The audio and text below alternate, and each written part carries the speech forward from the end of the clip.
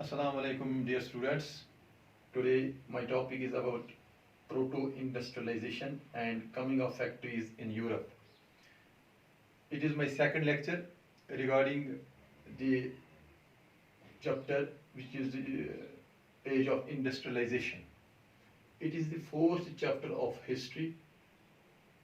I hope that you will get more and more knowledge from this topic. Proto-industrialization and coming of factories in Europe. There are the two separate topics. Proto-industrialization is the first one, and the second one is coming of factories in Europe.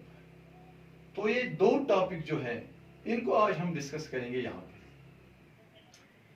Proto industrialisation क्या होता है? Proto का माने है, जब हम proto की बात करेंगे तो प्रोटो के माने हैं फर्स्ट, यानी कि इन अर्ली पीरियड. हम देख रहे हैं कि यूरोप और बरतानिया जहां से ये इंडस्ट्रीज कायम हो गई, जहां से ये रिवोल्यूशन आ गई इंडस्ट्रीज की, जहां से हमने देखा कि मशीन मेड प्रोडक्ट्स बनने लगे. लेकिन in early periods, in 17th and 18th century में हम जब देख रहे हैं तो वहां क्या हो रहा था, वहां पर जो लार्ज स्केल इंडस्ट्रियल प्रोडक्ट्स थे, लार्ज स्केल इंडस्ट्रीज, जो इंडस्ट्रियल प्रोडक्ट्स जो वहां पर के फैमिली फार्म्स में बनते थे, फैमिली फार्म्स में वो जो प्रोडक्ट्स बनते थे वही वो सप्लाई करते थे with in their territories, with in their nation, with in their areas. तो हम देख रहे हैं कि इस दौर को हमने देखा कि जब उन्होंने एक्सपेंशन शुरू की, एक्सपेंशन मीन्स कि जब उन्होंने नए नए लैंड्स को दरियाफ्त किया, नए नए लैंड्स को कन्क्यूर करना शुरू कर दिया, तो उनकी डिमांड्स बढ़ गई. तो क्या हुआ कि वहां पर जो बरतानिया में जो मर्चेंट्स थे उन्होंने देखा कि अर्बन एरियाज में उनकी सप्लाईज जो है वो उतनी नहीं है जितनी उनकी डिमांड्स हैं. सप्लाई बहुत कम थी. जो उनके आर्टिशंस थे वहाँ अर्बन एरियाज में, या उनके जो वहाँ कारखाने में जो एग्रीकल्चरिस्ट थे वो भी उनको इतना सप्लाई नहीं कर रहे थे जितनी उनकी डिमांड थी. क्योंकि अर्ली पीरियड में जो इन्वेजन हुई थी, यहाँ इंडिया में भी बरतानिया ने अपने पैर जमाए थे, वहाँ अमेरिका में भी, ऑस्ट्रेलिया में भी, जो मैंने पहले भी बताया. तो कुल मिला के हमने देखा कि उनकी डिमांड बढ़ रही थी. जो डिमांड बढ़ रही थी तो उन इंडस्ट्रियलिस्ट्स ने अपना, ये जो मर्चेंट्स ने अपना रुख चेंज किया, यानी कि उन्होंने अब कंट्री साइड की तरफ अपना काम शुरू करना चाहा. उन्होंने कहा कि अगर हम कंट्री साइड में जाएंगे, यानी कि रूरल एरियाज में जाएंगे, और रूरल एरियाज में हम वहां पर जो फार्मर्स हैं, जो पीजेंट्स हैं, या जहां जो वहां रूरल आर्टिशंस हैं या क्राफ्ट्समैन हैं, उनको हम अपने नौकरी में लगाएंगे, एम्प्लॉयमेंट उनको देंगे, तो ताकि वो हमारी प्रोडक्शन बढ़ा देंगे. तो ये अर्ली पीरियड था. इसको हम बोलते हैं प्रोटो इंडस्ट्रियलाइजेशन. अभी फैक्ट्रीज का तस्वर नहीं था, ये अर्ली पीरियड है. ये 17th और 18th सेंचुरी की बात है. तो हम देख रहे हैं कि proto industrialisation means that a large scale industries with handmade products without the involving of the factories, and these products, that means the handmade products, were made by family farms. That means the traditional units which was being built by their own way, and they have developed them in their respective areas. That means the factory was not available there. The invention of new machines was not there. So this is called the proto-industrialization. So in short, we can say proto-industrialization means the large scale industrial products, handmade products, without the involving of factories, which can be used for the international market. तो हमने देखा कि इसके बाद हम देख रहे हैं कि coming of the factories, factories का आना. पहली फैक्ट्री हमने देखा कि ब्रिटेन एक एपिसेंटर बना था. जो इंडस्ट्रियल रिवोल्यूशन आ गई, जो एज ऑफ इंडस्ट्रियलाइजेशन की बात कर रहे हैं, यानी कि पीरियड ऑफ इंडस्ट्रियलाइजेशन की बात कर रहे हैं, it was the epicentre. Europe was the epicentre of factories. जो अर्ली फैक्ट्रीज यूरोप में आ गई थी वो 1730s में आ गई। ये जो अर्ली फैक्ट्री थी, मतलब मशीन मेड प्रोडक्ट्स, इन्वेंशन नहीं हुई थी, उनके पास साइंटिफिकल अप्रोच था, उनके पास नई टेक्निक्स थी, क्योंकि टेक्निक्स की बुनियाद पर और नए अप्रोच की बुनियाद पर उन्होंने पूरे दुनिया को अपने कब्जे में किया था। तो 1730s में पहली मिल आ गई वहां पर। ये टेक्सटाइल मिल थी जो कॉटन और वूल पर काम कर रही थी, कॉटन और वूल, क्योंकि ये जो मर्चेंट्स थे ज्यादा प्रोडक्शन जो वो हासिल करते थे वो रूरल एरियाज में, कंट्री साइड में हासिल करते थे। और हमने देखा जब ये टेक्सटाइल इंडस्ट्रीज कायम हो गई, यानी कि factory made industries, proto industrialisation को छोड़िए, जब ये फैक्ट्री मेड प्रोडक्ट्स बनने लगे तो हमने देखा कि अब 70-30s में पहली फैक्ट्री बन गई ब्रिटेन में, एपिसेंटर बन गया था इंडस्ट्रियलाइजेशन का। तो इसके बाद हमने देखा 1760 में, आफ्टर 30 इयर्स, वो ग्रोथ जो थी उनकी 2.2 मिलियन पाउंड जो उनका वहां प्रोडक्शन था वूल का या कॉटन की प्रोडक्शन थी, वो विद इन 13 ईयर यहां तक थी। अब ये बढ़कर 22 मिलियन पाउंड बन गई थी 1787 में। यानी कि इन 20 सालों में हम बात करेंगे, इन 20 सालों में या 30 सालों में इसकी प्रोडक्शन ज्यादा बढ़ गई। ये क्यों? ये इसलिए कि फैक्ट्री में जो प्रोडक्ट्स बन रहे थे वो फास्ट ट्रैक पर हो रहे थे।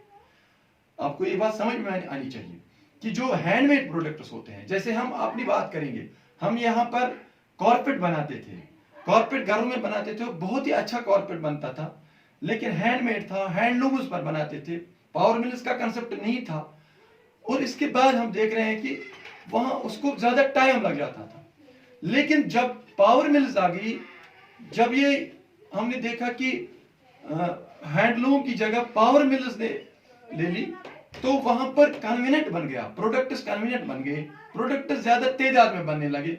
और इससे क्या हो जाता है, जिस प्रोडक्ट से, जिस रॉ मटेरियल से कारपेट बनता है, उसकी प्रोडक्शन भी ज्यादा प्रोडक्शन हो जाएगी, क्योंकि ऑटोमेटिकली, क्योंकि आपके पास कालीन अब बन रहा है, आपके पास जो कारपेट बन रहा है, अभी 10 बनाते थे आप घर में, क्योंकि आपके पास हैंडलूम था, उतना लेबर जो है जो मैन्युअली आप बनाते थे वो ज्यादा नहीं था। लेकिन जब आपके पास मशीन आ गई तो ये फास्ट ट्रैक पर बन गया। जब फास्ट ट्रैक पर बन गया, जो वहां पर डिमांड्स थी, ये फास्ट ट्रैक पर क्यों बन गया, ये फैक्ट्रीज का तस्वर क्यों आ गया, ये इंडस्ट्रीज का तस्वर क्यों आ गया? मैंने आपको अर्ली जो पहला ही मेरा लेक्चर था उसमें मैंने बताया, it was due to the over population and the globalisation. Over population means the explosion of the population, explosion of these areas, जो उन्होंने पूरे एक्सपेंशन किए थे, यानी कि हर जगह वो बरतानिया वाले फैल गए थे। तो आपको ये बात समझ में आनी चाहिए कि जब एक्सपेंशन हो गई तो डिमांड बढ़ रही थी, प्रोडक्शन ज्यादा होनी चाहिए थी। तो अब जो मशीन मेड प्रोडक्ट्स बन, जहां से मशीन मेड प्रोडक्ट्स में जो कालीन बनता है यहाँ कश्मीर में, वो हैंडमेड में इतना नहीं बनता था, इसलिए उसकी प्रोडक्शन ज्यादा बन गई। इसलिए जब 1730s में एक कॉटन मिल जो आ गई थी, टेक्सटाइल इंडस्ट्रीज आ गई थी, तो अब ये ग्रोथ जो होगी थी 2.2 मिलियन से लेकर 2.2 मिलियन पाउंड से लेकर अब 1787 में 22 मिलियन पाउंड बन गई। यानी कि ग्रोथ कितनी बढ़ गई थी, बहुत ही ग्रोथ बढ़ गई थी। हम कहते हैं 20 फोल्ड ग्रोथ बढ़ गई थी इसकी। तो इससे क्या हो गया था, इसके बाद हम देख रहे हैं कि ये लीडिंग जो हम देख रहे थे लीडिंग इंडस्ट्री इन यूरोप थी। इसके बाद स्टील और आयरन इंडस्ट्रीज भी आ गई। स्टील और आयरन इंडस्ट्रीज इसलिए आ गई क्योंकि वहां पर उनका रेलवे ट्रैक बनने लगे, क्योंकि जब उन्होंने कॉलोनाइजेशन का कंसेप्ट दे दिया, कॉलोनाइजेशन में उसकी कॉलोनीज बना दी उन्होंने, अफ्रीका में भी अपनी कॉलोनी बना दी, हिंदुस्तान में भी अपनी कॉलोनीज बना दी, यहाँ इंडिया में भी, वहाँ अमेरिका में भी अपनी कॉलोनी बनाई थी उन्होंने, अमेरिका को भी। बाद में वो अमेरिका वो आज़ाद हुआ, वो स्टोरी तो डिफरेंट है, लेकिन यहाँ पर भी अफ्रीका में भी उन्होंने अपनी कॉलोनीज बनाई थी। लेबर भी यहाँ के थे और उन्हीं को वो बेचते थे वो सामान। तो हम देख रहे हैं कि इन 1787 तक ये जो कंसेप्ट था। फिर हम आएंगे 19th सेंचुरी पर। 19th सेंचुरी में हम देख रहे हैं कि ये टेक्सटाइल इंडस्ट्रीज लीडिंग इंडस्ट्रीज थी। इसके बाद जब एक्सपेंशन हो गई, मैं अभी बात कर रहा था कि फिर रेलवे ट्रैक्स बनने लगे। रेलवे ट्रैक्स इसलिए बने कि हमें इनको जो प्रोडक्ट्स बन रहे थे उनको सप्लाई करना है। तो ये कंसेप्ट आ गया कि अब ट्रैक बनाने हैं, रेलवे ट्रैक्स बनाने। इस रेलवे ट्रैक बनाने के लिए जो प्रोडक्ट्स हासिल होने थे वो आयरन और स्टील इंडस्ट्रीज का कंसेप्ट भी आ गया। तो दूसरी जो लीडिंग पहली लीडिंग थी टेक्सटाइल। इसके बाद from in mid of the 19th century, that means in 1840s में, इन 1840s टू 1816 में हम देख रहे हैं ये फिर कंसेप्ट आ गया स्टील इंडस्ट्रीज का। स्टील इंडस्ट्रीज आ गई। स्टील यानी कि आयरन एंड स्टील इंडस्ट्रीज, इसमें ये आयरन की प्रोडक्ट्स बनने लगे। इसके माने हैं मल्टीपल प्रोडक्ट्स, ये मल्टीपल फैक्ट्रीज का कंसेप्ट आ गया। पहले जो टेक्सटाइल आ गई क्योंकि इसी की डिमांड ज्यादा थी, अब ये ज्यादा ज्यादा फैलने लगे। तो ये जो एपिसेंटर बन गया था यूरोप, तो पूरे ये एपिसेंटर बन गया था ब्रिटेन, तो पूरे यूरोप में ये फैल गई थी इंडस्ट्रियल कंसेप्ट। तो इसके बाद हम देख रहे हैं कि pace of the industrial change, pace of the industrial change यानी कि इसकी रफ्तार, इसकी जो रफ्तार थी वो कैसे होगी। हम देख रहे हैं कि ये एब्रप्टली नहीं चेंज नहीं होगी। इन्होंने ये नहीं कहा कि अब तो हमारे पास आ गए हैं फैक्ट्रीज, अब हमारे पास आ गए हैं मशीन्स, अब जो ट्रेडिशनल यूनिट्स हैं, जो हमारे घरों के यूनिट्स हैं, जो हमारे फैमिली फार्म्स हैं, फैमिली फार्म्स हाउसेस थे जहां पर वो प्रोडक्ट्स बनाते थे, वो अब्रप्टली चेंज नहीं होगी, बल्कि एक ग्रेजुअल चेंज आ गई। ग्रेजुअल चेंज मीन्स कि वो आहिस्ता आहिस्ता, क्योंकि वो रिस्क का काम था। जो इन्वेंशन हो गई थी फैक्ट्रीज की, हम जेम्स मिल की बात करेंगे, अगर आपने पढ़ा होगा साइंस में भी, जेम्स मिल ने जो स्टीम इंजन का कंसेप्ट दिया, ये स्टीम इंजन ही इन मशीनों में काम आने लगा। लेकिन ये कॉस्टली बहुत होते थे। ये मशीनें जो वो लगाते थे कारखानों में, ये बहुत ही कॉस्टली थे। उनके जो अगर खराब होने का अंदेशा था, फिर उनके जो रिपेयर पार्ट्स थे वो भी काफी एक्सपेंसिव थे।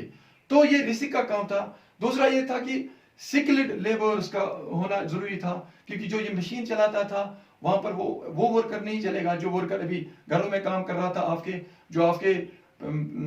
प्रोडक्ट्स बनाता था घरों में, जो आपकी कम्युनिटीज बनाता था। अब मशीन में प्रोडक्ट्स बनाने हैं, उसके लिए जो एक्सपर्ट होने चाहिए थे वो भी उनको मिनिमम बन रहे थे। इसलिए ग्रेजुअली चेंज होगी, ये अब्रप्टली चेंज, ट्रेडिशनल चेंज। जब से ये इंडस्ट्रीज आ गई, इसके बाद भी ट्रेडिशनल यूनिट्स बहुत सारा टेक्सटाइल जो प्रोडक्ट्स थे वो प्रोवाइड करते थे दुनिया को, बहुत सारा प्रोडक्ट्स। हम कहेंगे खाली 20% ही हम, जब से ये इंडस्ट्रीज का कंसेप्ट आ गया, जब से इंडस्ट्रियलाइजेशन हो गई थी, ये मैं कहता हूं कि mid of the 19th century खाली 20% ही प्रोवाइड करता था products from the factories. Rest of the products were coming from the industry, coming from the family forms. That means they are coming from the traditional units, जो उनके अपने वहां units थे जो घरों में वो काम करते थे। तो ये हमने देखा। इसके बाद ये भी अंदेशा था कि दूसरा कि pace of the industrial change जो थी, उन्होंने कहा कि हम इन कारखानों को ज़्यादा इस्तेमाल में नहीं लाएंगे, इसलिए कि ये अगर ज़्यादा इस्तेमाल में लाएंगे हमें इनकी जो डिमांड है बाहर हमारे मुल्कों में, जो ओवरसीज वो जा रहे थे, ओवरसीज मीन्स कि अमेरिका या अफ्रीका या इंडिया में जाना था उन प्रोडक्ट्स को, वो पेस पर नहीं लाते थे। पेस मीन्स कि रैपिडली वो प्रोडक्शन नहीं बनती थी जितना ट्रेडिशनल में बनते थे। इसलिए उन्होंने प्रेफर किया उस जमाने में, ये 19th सेंचुरी की बात है, आज की बात नहीं है, तो उन्होंने प्रेफर किया था कि ट्रेडिशनल प्रोडक्ट्स को भी आगे ले जाना है, लेकिन फिर भी इंडस्ट्रियल प्रोडक्ट्स भी आ रहे थे, यानी कि फैक्ट्री प्रोडक्ट्स भी आने लगे, मतलब बनने शुरू हो गए थे। तो इसके बाद हम आज के लिए हम इतना ही करेंगे, क्योंकि ज़्यादा हो जाता है फिर आपके लिए। आप ये याद रखो कि प्रोटो इंडस्ट्रियलाइजेशन क्या होता है। ये अर्ली पीरियड की बात है, यानी कि 17 और 18th सेंचुरी की बात है, जबकि कंसेप्ट ये नहीं था कि लार्ज प्रोडक्ट्स जो उनके जो ट्रेडिशनल प्रोडक्ट्स बनते थे, ट्रेडिशनल यूनिट से बनते थे, बिग फैक्ट्रीज का कंसेप्ट नहीं था। लेकिन लार्ज नंबर पर इसलिए था कि जो पॉपुलेशन एक्सपेंशन हुई थी। तो प्रोटो इंडस्ट्रियलाइजेशन मीन्स कि large scale industries with handmade products without the involvement of factories for the international market। तो दूसरा चीज आपने पढ़ा, coming of the factories in Europe, that means मैंने आपको बता दिया, मैं रिपीट करूंगा कि जो इंडस्ट्रीज का एपिसेंटर था वो यूरोप में, वो बरतानिया था। तो बरतानिया ही से ये शुरू हो गया था, क्योंकि बरतानिया के पास टेक्नोलॉजीज थी, बरतानिया उस वक्त बहुत एडवांस था, बाकी rest of the Europe involve था इन रिवोल्यूशंस में, वो उसकी तरफ ज़्यादा ध्यान नहीं दे रहा था जितना ध्यान बरतानिया ने दिया। बाकी जो रेस्ट ऑफ द यूरोप था वो वहाँ पर उनके आपस में जो हमने वो पढ़ा है making of the global world में भी पढ़ा कि first world war second world war के कंसेप्ट में वो लगे हुए थे और वो उलझे हुए थे रिवोल्यूशंस में। तो रिवोल्यूशंस का कंसेप्ट जहाँ तक था तो हमने देखा कि ये जो इंडस्ट्रीज थी एपिसेंटर बन गई थी बरतानिया में, फिर पूरे इलाके में फैल गई, फिर कितना ये प्रोडक्ट्स बन गए। कल हम पढ़ेंगे इंशाल्लाह जो लेबर का काम था, स्टीम पावर जो था और लेबर वहाँ क्या हैंडमेड लेबर और स्टीम का पावर, वो इंशाल्लाह नेक्स्ट टॉपिक में पढ़ेंगे। आज के लिए बस इतना ही। अस्सलाम वालेकुम।